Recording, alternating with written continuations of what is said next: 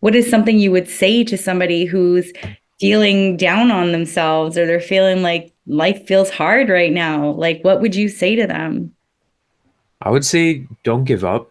I know it's a lot of like it's like cliche to say don't give up, but for me, it was never giving up and keeping that positive outlook and really don't dwell too much on the problem and dwell more on the solutions and think about the solutions more than the problem, and you will see yourself thinking more positively.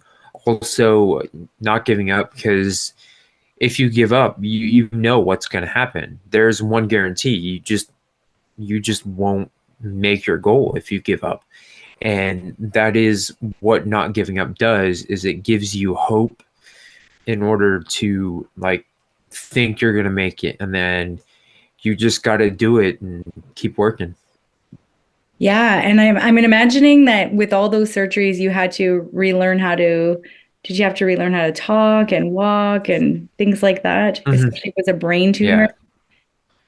So like Hmm. how was your rehabilitation process? It must have been, especially if you had 17 surgeries, were you having to Yeah. learn the same things over and over?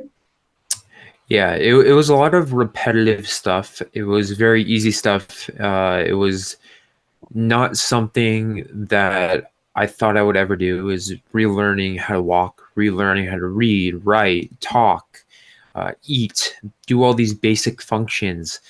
And I never thought I would do that, and I am now. I still do have ongoing residual effects from the first surgery. Just for example, balance problems because they cut into my cerebellum, Mm. and the cerebellum is the center of balance coordination. And I have ongoing double vision, permanent double vision. So that's been a learning curve, but I'm able to overcome it and adapt to what my circumstances are. And yeah, You seem so positive. Like it's such a breath of fresh air to talk to somebody who's been through something as like tragic and very like you don't expect that. Like I would have never expected to be having a conversation with somebody who's gone through something like as you have, and for you to mhm. sound so like more matter of fact and like this is just how it is, and I'm working towards adapting. And I love the language you use. I really want to commend you on that because Thank you. words Yeah, are literally a spell and your subconscious mind does register. And so I love the language you're using. It's very empowering. thank you so much. Yeah, That was thank so you. cool.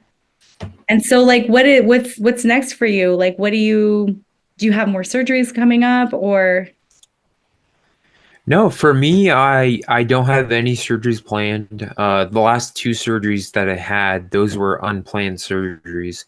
So I'm thinking most of what goes on is unplanned. And if I need a surgery, I need a surgery. I've already had 17. So my mindset is I'm already 17 deep. What's one more? I know it takes a big toll on the body, but I keep my body pretty much in shape. I like working out. I like mountain biking.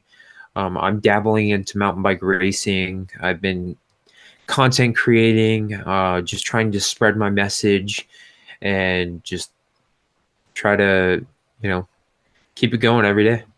Yeah, the power of the mind is so incredible. We don't even realize the capacity and like what we can actually create. And so like I just really want to congratulate you on that. Your story is Thank you. Yeah. incredible. Yeah. And so Yeah. like The mind. Oh, sorry. no, go. Yeah, I'd love to hear this. Oh, I was just about to say the mind is very incredible, and one of my examples I have is with my double vision, is how I can see too, but my mind has been trained over the years through an eye patch, and then the eye patch got smaller and smaller and smaller to where it was just like a small piece of tape to where it was nothing, and then now I can see one, but I use all the auxiliaries and all the peripheral vision of my other eye, but I'm only looking through one eye. Oh, okay. So fascinating. Hmm. You're very resilient. Like I'm faced so much and like how you had to pull yourself literally. I'm imagining you had to keep pulling yourself up. And so I'm wondering, like, for moments in your life like this, Hmm. when you tap into your inner strength, do you find it's like beneficial? Like, do you have a really good support system around you as well to help you remember in those moments you forget?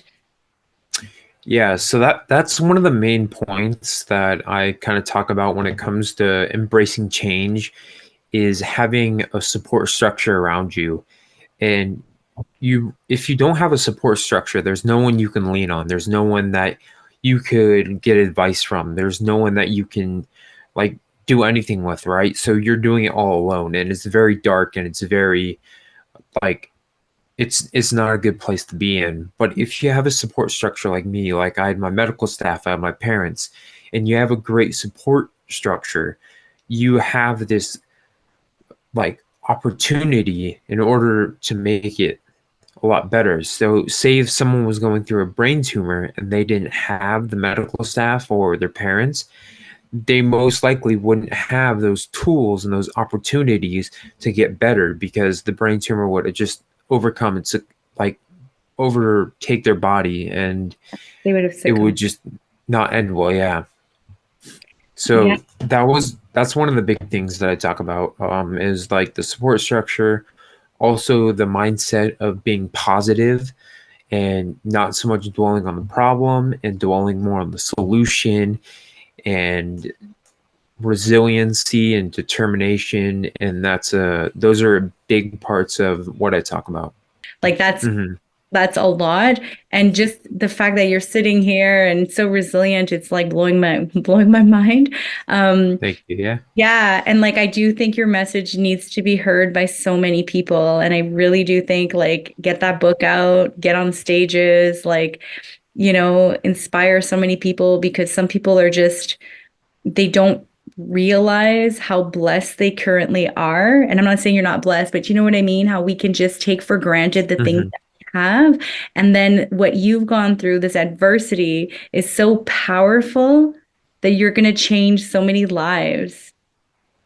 Hmm.